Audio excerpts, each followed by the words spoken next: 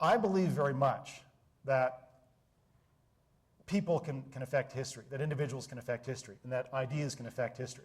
And Winston Churchill is a good example of that.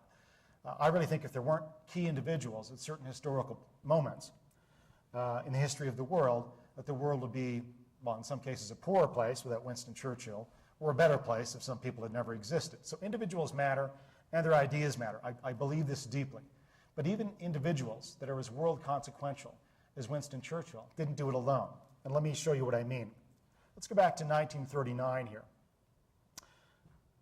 Divisions, I'm told by military experts, have 12 to 25,000 people in them, 12,000 to 25,000 people each in them. So in 1939, at the beginning of World War II, France had 86 divisions, Poland had 43, the United Kingdom had 9. Germany had 78 divisions. So it looks quasi-balanced, or even that the prospective allies would have done okay. But if you know your history, you know that in September 1939, Poland was knocked out quite quickly. It didn't take long for France to surrender soon after that. So who's left alone? The United Kingdom. And Winston Churchill in 1940, when he takes over, facing a Germany with 78 divisions. Here's a picture from 1940 with the German Luftwaffe bombing parts of rural England. And a famous picture, St. Paul's Cathedral, that you may have seen before, St. Paul's Cathedral, which was damaged in the German bombing of 1940. All right, so the United Kingdom needed help, and Winston Churchill needed help. They did get some help, of course, from the Commonwealth. That's us, Canada, Australia, New Zealand.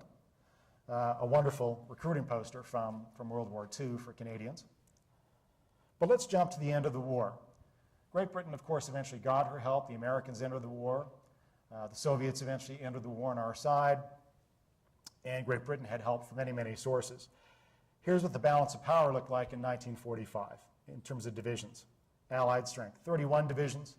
Canada, we contributed 6 divisions, which may look small, but remember, we were a country of 11 million people. We actually had 1.6 million enlisted men and women at various points in the war. That's how many served in total. USA, a lot of divisions, 94. The Soviet Union, almost 500. And Germany had 319 divisions by the end of the war, or in early 1945, rather.